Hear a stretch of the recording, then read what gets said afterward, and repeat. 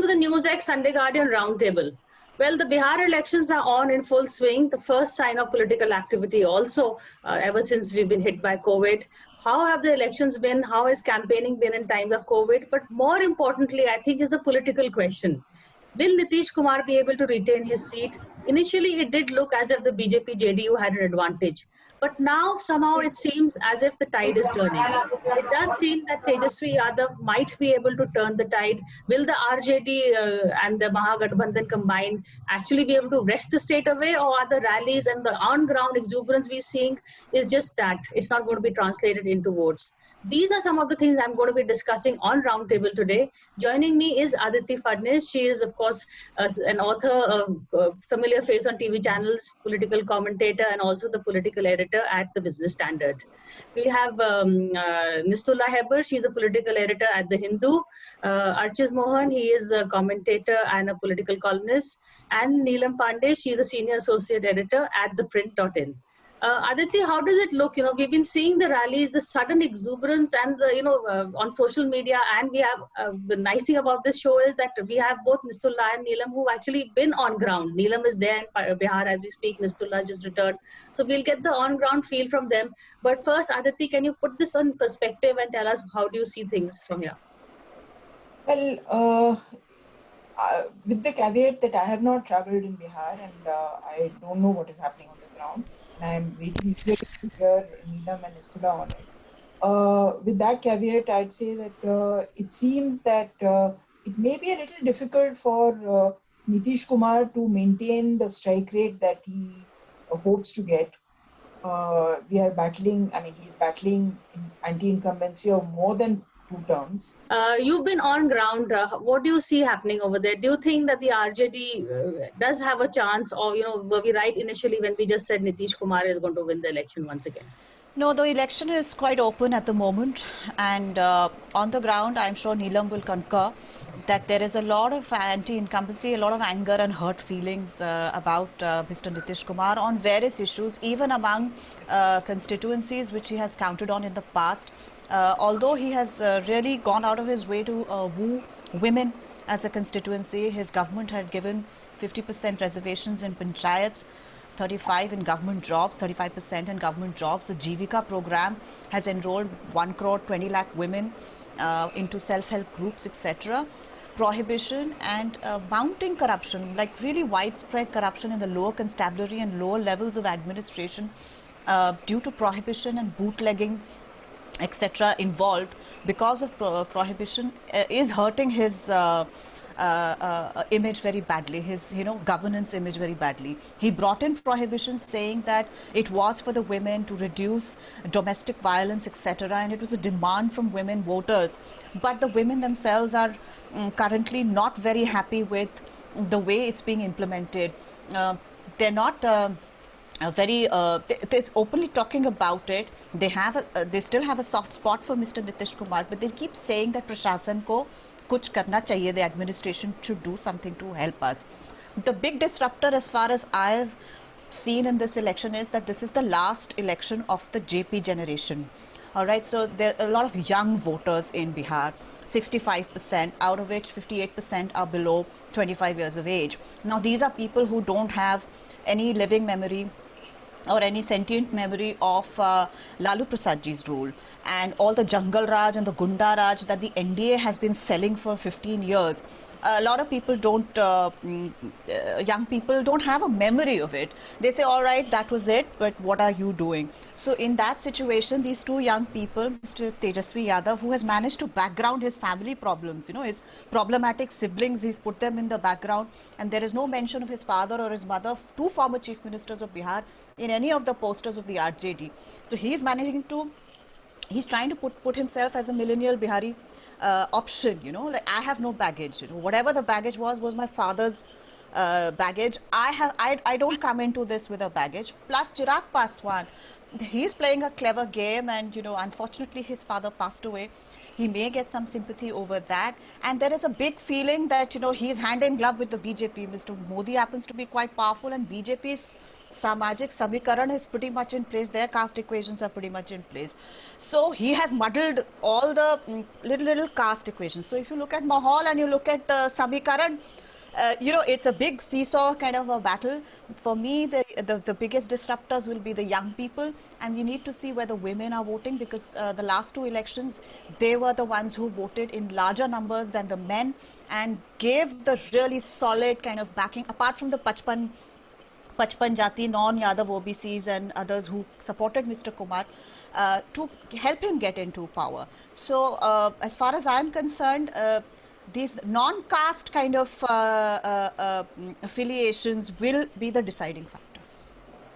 In fact, Neelam, you and I were having a chat on the youth vote also. You had something to add, and you know what Nistula also said. This is a generation that is the first non-JP generation really. Where is the youth voting? A lot of them are there. They've come back. They've migrated back to Bihar during COVID times. What is the pulse of the youth?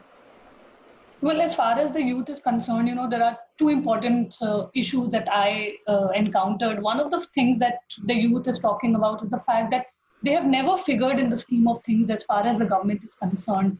Whenever they used to clear their class 12, they used to, either migrate to Delhi or Bangalore or Mumbai, the bigger cities where the education is better, the job opportunities are better. And it is probably the first time, that they are back in Bihar when elections are taking place. And they are saying that we want change. And Badlav is one term that I heard not from one particular constituency, but across constituency. This is something, it's like the buzzword that is there in Bihar as far as the youth is concerned. And as Nistula rightly said, that the entire caste affiliation, the youth is now saying that, okay, whatever Lalu Prasad Yadav might have done, or the BJP has been talking about Jungle Raj, but that was in the past. You can't let the past determine the future always. So they are willing to give a chance to either, whether it is Tejasvi or Chirag Paswan. And I mean, so far, I felt that, it is not just Tejasvi, but the youth is also looking at Chirag Paswan as an alternative. And why? Because many, as I found out that, and I feel that probably BJP strike rate might be better than that of the JDU. And they feel that if they don't want Nitish Kumar, then who else? And rather than Tejasvi, many are saying that, with BJP and LJP coming together, you can have Chirag Paswan as the CM. I mean, this is something that is building. And if you see how Chirag Paswan, as Nistula also said, he's playing a clever game. He's not saying anything against Prime Minister Narendra Modi or the BJP. And he's been going on and on, attacking Chief Minister Nitish Kumar. And the anger is quite palpable, There is definitely, as far as Nitish Kumar's popularity is concerned, it is on the wane. At the same time, women voters have been at the center of Kumar's scheme. And again, as Nistula said, that, whether it is the CM's Balika Cycle Yojana or the distribution of sanitary napkins or the Jivika scheme, women really felt that, okay, there is someone who is looking after our welfare. But this prohibition scheme, I feel, which was done for keeping women in mind, is something that is hurting them, because not only is alcohol being illegally home delivered. So now women are saying that at least earlier you had to go out and buy alcohol. Now it is being delivered at your home and at a price which is 3 times. So, and at the same time, in case anyone from the family member is caught illegally, then it means, imprisonment for a few months. So it is not only hurting them socially, but economically also. So that is something they feel that the implementation should have been better. Another important thing that I found about the youth is many of them said that, prohibition is one thing that they will vote for. So for them, this is a major issue. I know for the women and all, it might be the fact that the implementation is not better, but for the youth, they're saying if it is available across the country, why not in Bihar? So for many youth, they're like, other issues are okay, but for us, this is also a major thing. At the same time, I feel why unemployment is an important issue, because so far, in Bihar, we think that everyone wants to get a government job. But I've met a number of youth, students. They want to start their own startups. They want to do their own. Many of them have said that, we have applied with the government, but there is massive corruption. The files don't move. And that is something which is causing a lot of, disillusionment with the government, with the machinery. and they feel that it has been 15 years. Nitish Kumar got his 15 years. So ultimately, I would say this election is Nitish versus Nitish. People are looking at what he did initially and what he did in the last 5 years. So it's interesting. I feel that, as again Stella said, the election is quite open. Anything can happen, and the youth is going to play a significant role. In fact, Archis, I remember reading you were one of the first few to pinpoint the fact that the election may be turning away from Nitish and towards Tejasvi. You know, we knew there was a Nitish anti-incumbency, but one thought that probably BJP and Chirag would get it. But your article seems to indicate that it may be Tejasvi. So can you talk a bit about that? Ironically, there's this RJD, which has always been blamed for being a casteist party, hoping to overcome that caste barrier, while JDU, BJP are hoping that they hold on to their caste consolidation, their tapestry of patchwork of castes. The interesting bits here, Nisla and Neelam have already touched upon it, but you look at Tejasvi, his speeches. He keeps repeating how Nitish Kumar is tired, exhausted, etc. Chirag Paswan, all his speeches, and even his manifesto yesterday, he said, Yuva Bihar, let's create Yuva Bihar, and Nitish is tired. Tejasvi is 31, and Chirag is 38. You add that up, you get 69. Now, 69-year-old is Nitish Kumar. Today, a 69-year-old politician will share the stage with a 70-year-old politician, that is Narendra Modi. I'm not saying Narendra Modi is not popular. He's still probably quite popular in Bihar. But a 69-year-old sharing stage with a 70-year-old, appealing to a population that's 52% below the age of 35. They were born after 1984. All of them, 52%, that's a huge number. They, as Nisla said, they don't carry a whole lot of that baggage of Jungle Raj and a whole lot of other things. Now, if Tejasvi can cut across the caste divide, obviously there's a caveat. Nitish has done a lot for women. So I was reading this interview in HT, I think today, Tejasvi's way. He says, oh, he's all for prohibition. So he's trying to reach out to women as well. Now, and look at their alliance. Congress being given 70 seats is a clear signal to the upper castes that, look, you'll have a space in our government. And Congress has given 33 of those seats, fielded 33 candidates who are upper caste. Similarly, the left, the left has, particularly the ML, has influence among the Mahadalits. RJD, for whatever reasons, lost that influence over the years, primarily because of Yadav Dalit conflict on the ground. So this becomes, one, they're reaching out to the upper caste. Two, it becomes this broader unity of the poor and not just of one particular caste. And, whatever I've read and whatever I've spoken with my friends, both within the BJP as well as, other parties, they're saying, there's this very intense mood for change. And it's somehow we are being able to read it only now. But if you look at April, Prashant Kishore launched a campaign where he said he'll have bike riders, young people going to villages, going to smaller towns and talking about these issues. So subterraneanly, it's been there for some time, and it's kind of erupted now with Tejasvi's rallies. However, let me put a caveat. As we saw in 2017 UP elections and again in 2019 UP Lok Sabha elections, crowds do not mean votes. Yes, that is true. But Aditi, you got interrupted in the beginning. Your take on what's happening and what everybody has said, there is an anti-incumbency against Nitish. Who is best placed to take advantage of that? Well, I'm not talking about anti-incumbency, but there are two factors which we ultimately have to boil down to. The first is the undeniable popularity of Narendra Modi, regardless of caste, regardless of age, regardless of, maybe religion is the only thing that is the differentiator. So that's number one. We are not able to quantify exactly what or who Narendra Modi specifically represents. So in a sense, he is, I would say, all things to all people. That's number one. Number two, finally, the Hindi saying is "Jo jeeta wahi Sikandar." If the BJP JDU alliance results in a lower strike rate for Nitish, and people blame Nitish for everything that has gone wrong, which means that there is a big differential, asymmetry between the seats that JDU gets and the seats that BJP gets. Who is it who will get the maximum advantage from that?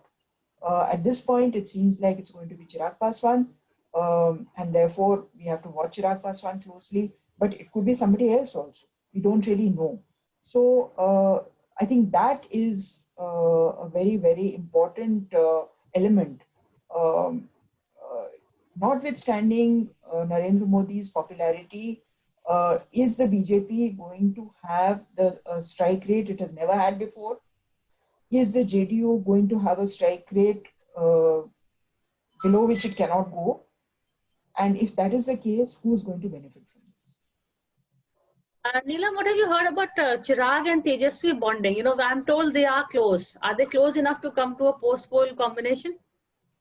But we have been witnessing that, there have been speculation that Tejaswi is going soft on Chirag Paswan. We saw that, he sent one of his person to give an invitation to Rabri Devi to attend the ceremony for his father. But at the same time, there has been this flip-flop, like, on one day they say that there is bonding, the other day there is denial. So I would say that, Tejaswi doesn't want to take a complete stand today. He wants to confuse not only the voters, but, politically also, he doesn't want to give a very clear-cut answer. And because you never know, as they say in politics, what will happen tomorrow. So there is always this room for any negotiation, once the results are out. So I would definitely say that there could be something brewing, but this is something that, RJD and Tejaswi, they would want to keep it under wraps. Just before we go in for a break, your take on this. Can Chirag and Tejaswi come together? You look at their body languages when they met for Ramvilas ji's, I think it was 13 or something. But they get along really well. Tejaswi treats Chirag with respect. And what's national media didn't report, but there was much in Bihar media, Hindi media, was Prince Raj going to Tejaswi Rabri Devi ji's residence and meeting one of these days. So it's not just Tejaswi who's trying to send mixed signals. Even Chirag is trying to send mixed signals. And if the BJP were not to accommodate him in the cabinet subsequent to this, there has to be something for Chirag at the end of this. Otherwise, he might go anywhere. We're discussing the battle for Bihar, and more importantly, is the state of Bihar turning? Nisula, we were discussing all that Nitish has done, but at the end of the day, there is youth on one side versus, a generation anti-incumbency plus this whole Modi versus Nitish, combination. Do you see the anger of the COVID situation also working on against these two? Well, that's a bit of a mixed bag because first of all, the entire state, and Neelam, I think, will concur with me, there seems to be a sense of denial, in the population at large that COVID is in any way a threat, The frequent thing that you keep hearing when you're traveling in Bihar, and even within Patna, is Bihar mein COVID hai hi nahi, and that Biharis are so, rugged and, immune because we have our gutter wala immunity, because we are living in such, filthy circumstances in any case, that something like COVID is not going to affect us. Maximum number of people are without masks, etc., or any kind of, sanitizing of their hands or whatever. And the impact of the job loss, the migration, the way it was handled. No, I thought the consequences of the COVID pandemic in terms of migration, reverse migration towards Bihar, and all of those really heart-rending scenes that we saw through April and May of people walking back home and, trying to get home as much as possible. That is a factor, but it is a mixed bag. The people that I spoke to, there are a lot of hurt feelings among migrants, but why their government did not welcome them back or make provisions for getting them back. They're also angry with host states, but they're at the end of it, they're, interstate workers who have been without a job. A lot of them are eager to go back, elections or no elections. And the ones who are here, there seems to be a kind of a divide between those who feel that this is a Mahamari and one individual chief minister probably couldn't have done as much as he should have. And there are others who are just extremely, extremely angry at Nitish Kumar. So I have a feeling that it will boil down to caste samikaran, and the feeling that you have, the anger that you have, will be mitigated to a large extent on where you stand in this caste samikaran, whether you are a Nitish supporter or you are not, according to your caste affiliation. Your take on this, COVID backlash. Is there anything on the ground? Are people upset, or they are like willing to forgive and forget and go back to the old ways of voting? Neelam. Oh, okay. I thought you meant Archit. Yes, no. So as Nistula rightly said, I definitely found people who were upset. I found people who had actually come back. I met migrants also. But at the same time, many pointed out that, this is a Mahamari, this is a pandemic. There's, as much, so much that a government can do. But interestingly, while they were upset with Nitish Kumar, they were quite happy with the Modi government. And many pointed out that we did get the ration that, and that really helped us sort of live on for, and for 2-3 months. But definitely, I would say that this is something that is there in the back of their mind that, we were humiliated. Now we have come back, there are no jobs. But at the same time, as Nistula said, that, the caste samikaran, that is definitely going to play a role, because it has been now at least 3-4 months, to the lockdown. And people have now started doing, small jobs, odd jobs. The ration that they were getting, they're still getting today. And they're quite happy about that. So I feel that on ground, even as there is anger, even as there is, people are angry with Nitish Kumar, but they're talking about the fact that, Nitish is in an alliance with the, BJP, and Modi government has helped them. The 500 rupees that the women got is something that is, that they are hopeful about, that it will continue over a period of time. And at the same time, they're also saying that there is no alternative. I found a lot of people who said that, Nitish ko is baar shock lagta, lekin hamare paas vikalp nahi hai. So that is also something that is there. The Tina factor.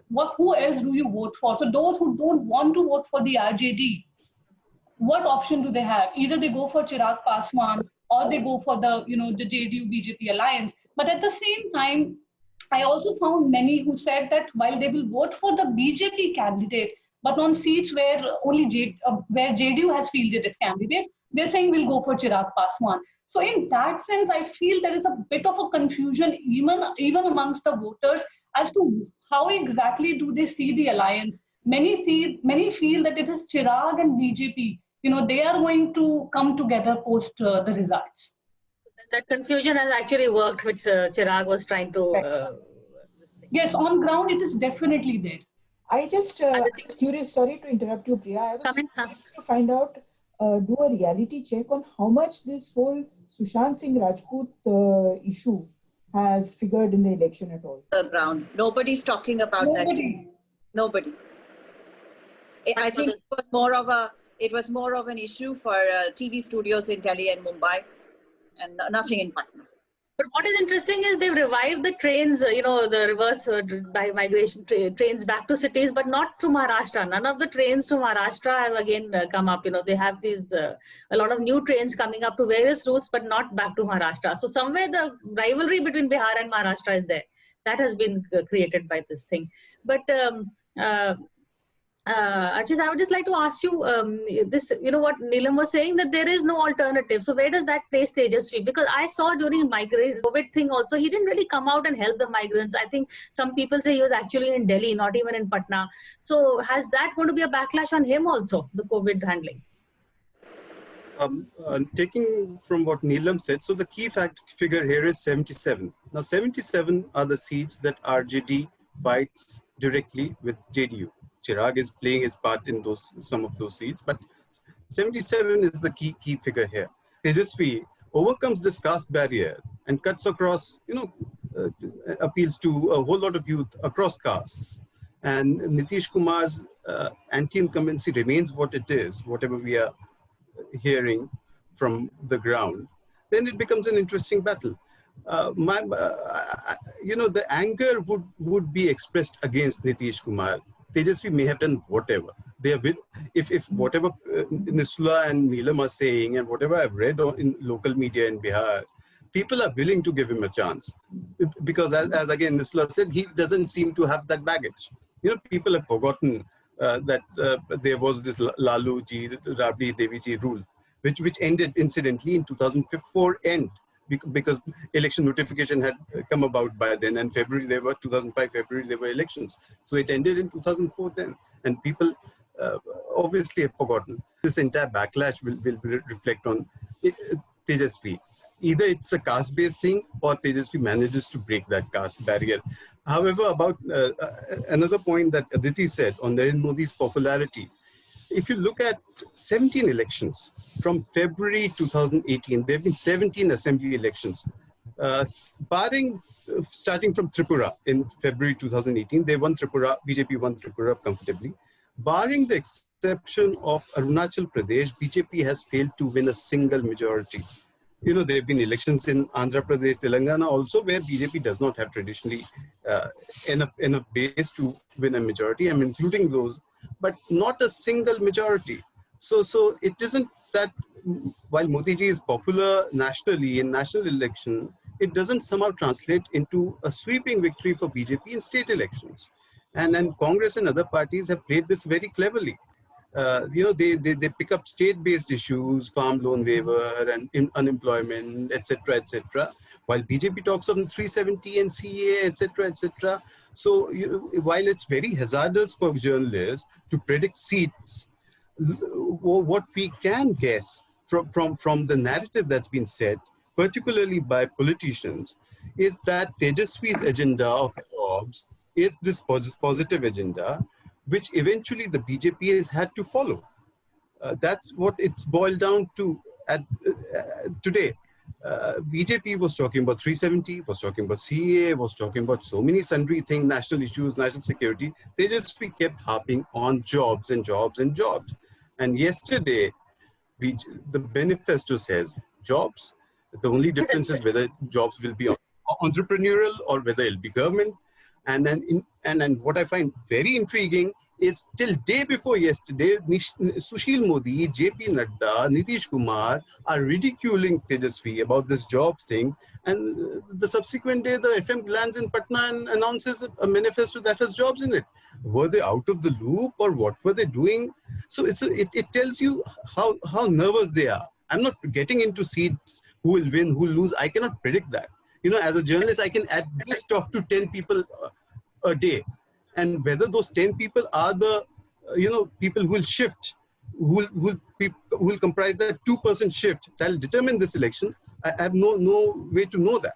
But at least you got some of the narrative going, which is totally out of time now. But thank you all for joining in. And we haven't even talked about the free COVID for Biharis, the campaign that I think really has boomeranged on the BJP. But it's interesting to see that jobs, development are there on the campaign talk as the undercurrent of caste, as has also been pointed out. But that's it for now. Thank you for this show. Thank you all for coming and thank you for watching it. Thank you.